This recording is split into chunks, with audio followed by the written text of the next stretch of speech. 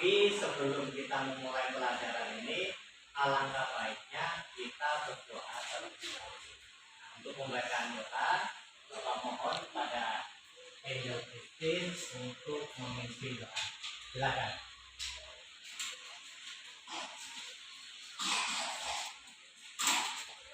Marilah Bapak Guru dan teman-teman kita berdoa bersama. Arahang sama sambudo bagawa budang bagawantang abiwadeni swakato bagawata damo dhamma namasami supatipano bhagavato sawaka sangho sanghang namami. Berdoa selesai. Terima kasih jelas kembali ya Mbak. Untuk selanjutnya, untuk melatih fokus kita terhadap pelajaran, marilah kita bersama-sama duduk hening terlebih dahulu atau meditasi. Siapkan posisi duduknya, ambil duduk yang paling nyaman. Ya, marilah kita memulai meditasi pernapasan. Meditasi kita mulai.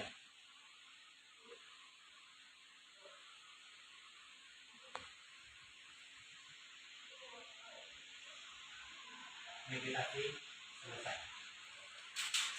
Oke, baiklah. Jadi pada pertemuan kali ini, siapa yang nggak masuk? Masuk semua ya. Masuk semua. Oke. Pada pelajaran sebelumnya, kita telah bersama-sama membahas mengenai sejarah penyiaran agama Buddha pada zaman Sriwijaya. Ya. Betul? Pada zaman Sriwijaya. Nah, pada materi dulu, pada kerajaan Sriwijaya itu, masih ingat nggak apa yang dibahas itu? Masih. Coba lihat. Yang pertama, kerajaan Sriwijaya adalah kerajaan yang bercorak Buddhis. Kemudian prasasti peninggalan kerajaan Sriwijaya antara lain prasasti Karangtuo, Kota Kapur, Karangperahi, Kedukan Bukit, dan Telaga Batu. Yang selanjutnya adalah raja-raja Sriwijaya yang beragama Buddha, yaitu Daud Kahyang, Samaratunda, dan Balaputra Dewa. Ya, jadi pada pembahasan sebelumnya kita dapat mengambil poin-poin penting. Yang pertama bahwa kerajaan Sriwijaya itu merupakan kerajaan yang bercorak Buddhis atau kerajaan yang beragama Buddha. Kemudian yang kedua, di situ juga dibahas mengenai peninggalan berupa prasasti. Kemudian yang ketiga, disampaikan juga raja-raja yang menganut agama Buddha. Jadi seperti itu. Oke, untuk selanjutnya, marilah kita bersama-sama melihat ya, penjelasan atau pemaparan mengenai sejarah penyiaran agama Buddha pada zaman penjajahan. Zaman penjajahan. Ini kita pertama kali membahas mengenai kemunduran agama Buddha di Indonesia, khususnya pada saat zaman penjajahan. Kemunduran ini disebabkan oleh beberapa faktor. Yang pertama itu ada faktor internal. Ya, keadaan agama Buddha secara umum di Majapahit diduga menjadi faktor pengaruh hancurnya agama Buddha itu sendiri. Faktor internal yang dimaksud misalnya kecenderungan sinkretisme agama Buddha dan Hindu. Kemudian ada praktik penyimpangan ajaran seperti berkembangnya praktek-praktek tahayu dan lain-lain. Kemudian semboyan Bhinneka Tunggal Ika ya, yang tidak dipahami dengan baik oleh kebanyakan orang. Ini praktik ini juga menjadi sumber praktik yang tidak semestinya. Ini ya, ini faktor internal. Kemudian ada faktor lain. Nah, ini faktor lain. Yang pertama, berkembangnya tantra di Indonesia. Tantra itu aliran, suatu aliran dari luar negeri kemudian masuk ke Indonesia. Seperti ada di India. Ini praktek tantra ini pertama kali berada di India. Praktik tantra di Indonesia ini merupakan praktik yang salah. Praktik yang salah. Misalnya merebaknya pemujaan terhadap molimo, itu kalau dalam bahasa Jawa. Tapi kalau di tantra itu malima atau 5 yang tidak boleh dilakukan. Pertama adalah madya. Madya itu mengandung arti anggur. Maksudnya di sini mengenai minum minuman keras. Kemudian mansa, menghindari makan daging. Kemudian ada mantra ini di dalam tantra ini 5 itu dilakukan. Makanya bisa dikatakan bahwa tantra di Indonesia yang dipraktikkan di Indonesia itu adalah praktik yang salah. Kemudian diduga bahwa praktik-praktik tantra yang cenderung mistik dan klinik, bahkan penyembahan berhala menjadi titik lemah kehidupan keagamaan Buddha pada zaman Majapahit. Ya, lanjut.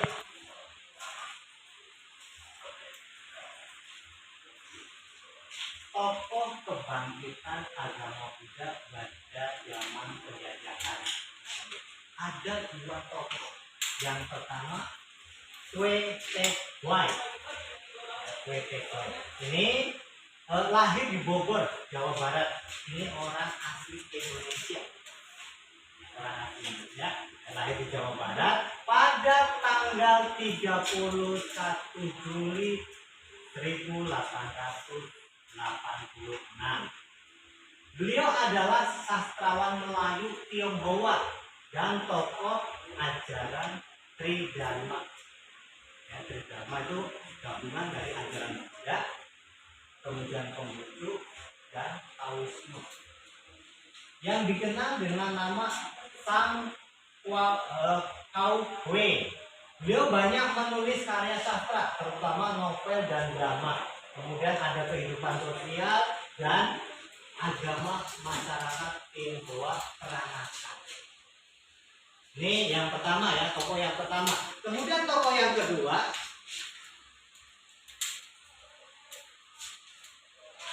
Bhikkhu Narada Mahathera.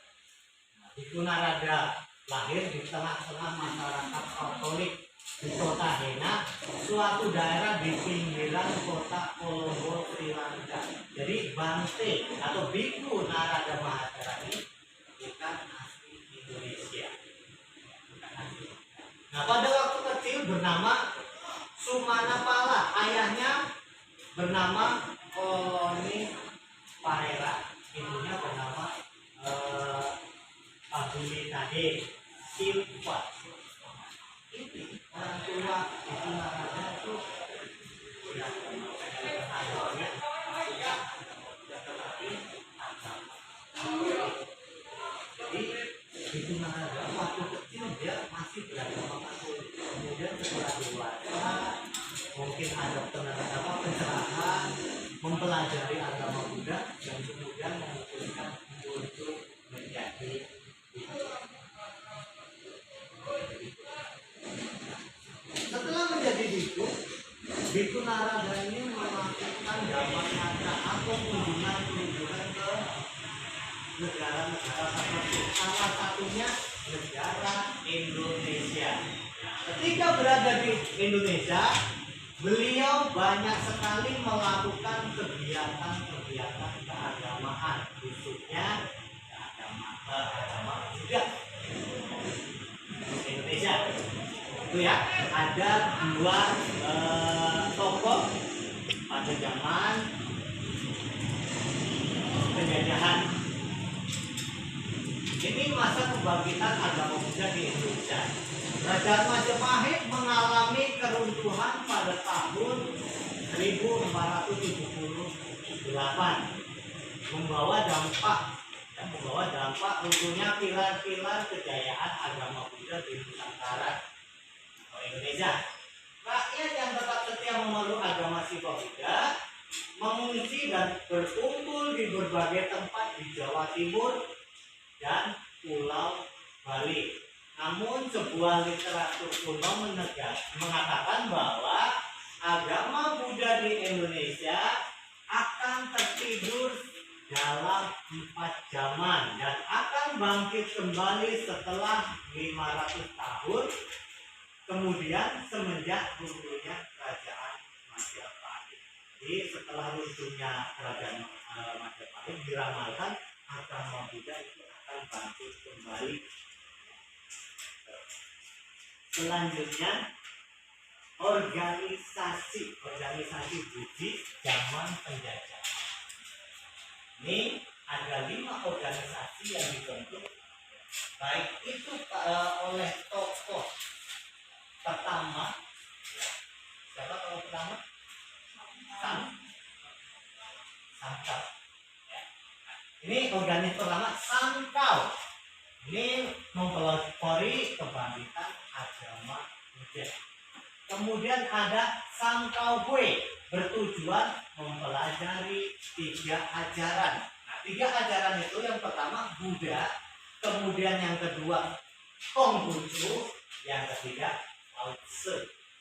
Lao Tse itu lebih cenderung ke Taoisme. Jadi dari situ dikenal yang namanya aliran Tridharma. Kemudian ada Perhimpunan Teosofi Indonesia. Ini bertujuan mempelajari tentang kebijaksanaan dari agama Buddha. Kemudian yang keempat ada Java Buddhist Association. Itu menerbitkan majalah yang bernama Namo Buddhaya dan dalam bahasa Buddha itu bertujuan menyebarkan agama Buddha, baik itu di Indonesia maupun di luar negeri. Ya. Itulah materi berkaitan dengan sejarah penyiaran agama Buddha pada zaman penjajahan. Lanjut. Nah, itulah tadi penjelasan mengenai sejarah penyiaran agama Buddha pada zaman penjajahan. Dari materi itu kira-kira ada yang mau ditanyakan? Silakan. Ya, silakan Yudis. Pada penjelasan tadi, Wei banyak sekali menulis karya sastra. Apa saja hasil karyanya, Pak? Oke, jadi karya sastra yang ditulis oleh Wei ya. Nah, itu sebenarnya ada banyak, tetapi di sini Bapak hanya menyampaikan karya sastra yang terkenal saja. Yang pertama itu karya sastra yang berkaitan dengan keagamaan. Nah, itu judulnya ada Buddha Gautama. Kemudian ada yang kaitannya dengan masalah sembahyang dan meditasi. Kemudian ada lagi judulnya Omong-omong tentang agama Buddha. Maksudnya omong-omong ini bincang-bincang tentang agama Buddha. Ya, itu karya sastra yang berkaitan dengan keagamaan. Kemudian ada karya sastra di bidang sosial politik. Ya, nah, itu judulnya Asal Mula Timbulnya Pergerakan Tionghoa yang Modern. Ya, pergerakan Tionghoa yang modern di Indonesia. Nah, itu ya karya sastra yang terkenal. Kemudian ada lagi. Ya, silakan Melisa. Kegiatan-kegiatan apa saja yang pernah dilakukan di Kunaya selama di Indonesia? kegiatan yang dilakukan Baitul Narada selama di Indonesia. Yang pertama itu ada khotbah dan pelajaran juga dhamma di tempat-tempat beliau singgah. Kemudian ada pemberkahan terhadap pohon bodhi yang ditanam di pengarangan Candi Borobudur. Kemudian membantu dalam mendirikan organisasi keagamaan, khususnya agama Buddha. Kemudian ada lagi mentahbiskan upasaka dan upasika, calon-calon agama Buddha. Jadi ada empat yang paling penting kegiatan yang dilakukan oleh Bhikkhu Narada. Paham ya? Oke. Untuk memperdalam pemahaman kalian tentang sejarah perkembangan agama Buddha pada zaman penjajahan, di sini Bapak akan memberikan tugas. Tugasnya individu, silakan kalian kerjakan sendiri-sendiri. Tugasnya berbatas waktu. Bapak kasih waktu. Di sini ada 5 soal. Kerjakan dalam waktu 15 menit. 15 menit. Silakan kalian isi berdasarkan apa yang kalian dapat tadi ketika Bapak menjelaskan. Boleh di internet. Bawa aku semua kan? Silakan. Jadi sebisa mungkin dalam 15 menit itu tugas ini bisa selesai. Paham?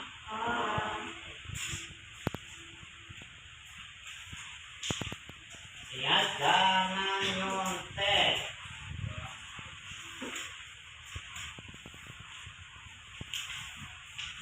Jangan lupa tulis namanya dan kelas.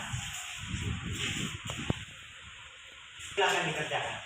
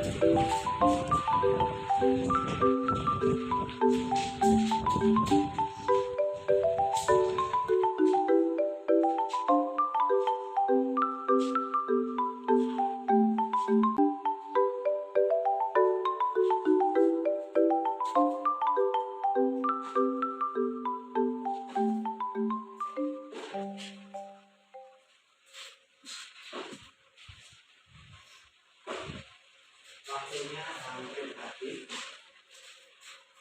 Tolong yang masih banyak yang belum dikerjakan silakan dikebut.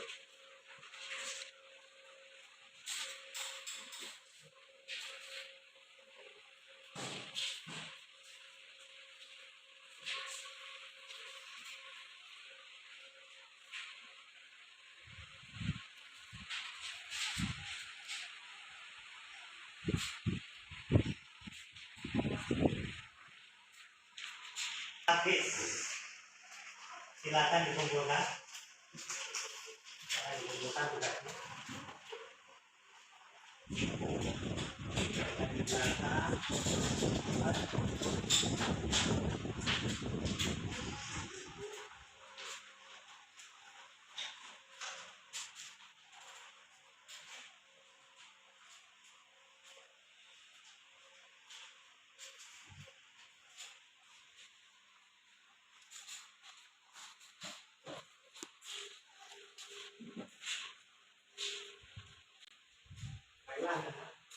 Dari pembelajaran yang tadi bahwa Bapak sampaikan, biasanya ada ilmu atau poin-poin penting yang kalian dapat ambil di situ, yang kalian bisa ambil dari pelajaran hari ini. Coba kira-kira apa saja yang bisa kalian ambil? Siapa bisa?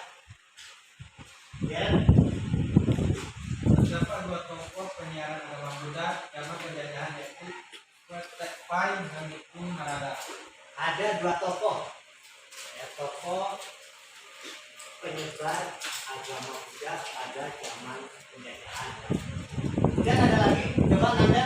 Kemunduran agama Buddha di Indonesia pada zaman penjajahan disebabkan oleh beberapa faktor, antara lain yang pertama, kecenderungan sinkretisme agama Buddha dan Hindu.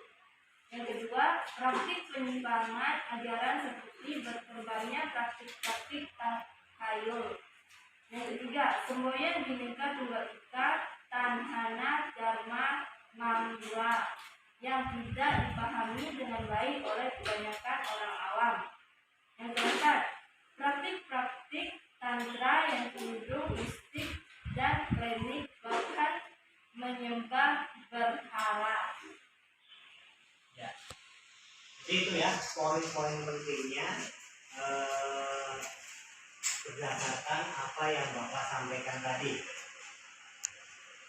Untuk selanjutnya, berhubung waktunya sudah habis, marilah kita bersama-sama menutup kegiatan pada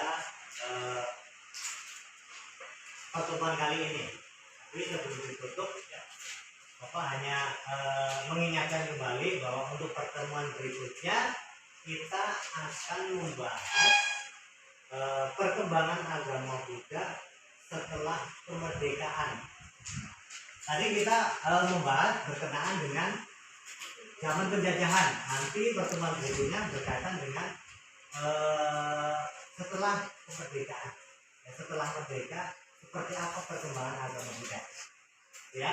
Jadi untuk materinya nanti silakan kalian di rumah baca di buku paket yang kalian miliki. Ya. Ini dibaca supaya nanti pertemuan berikutnya ketika Bapak tanya, ketika menyimpulkan Anda bisa. Oke, sudah jelas. Bapak minta tolong kepada Ellen untuk menutup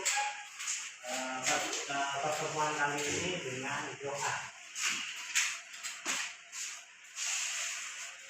Marilah Bapak Guru dan teman-teman kita berdoa bersama-sama.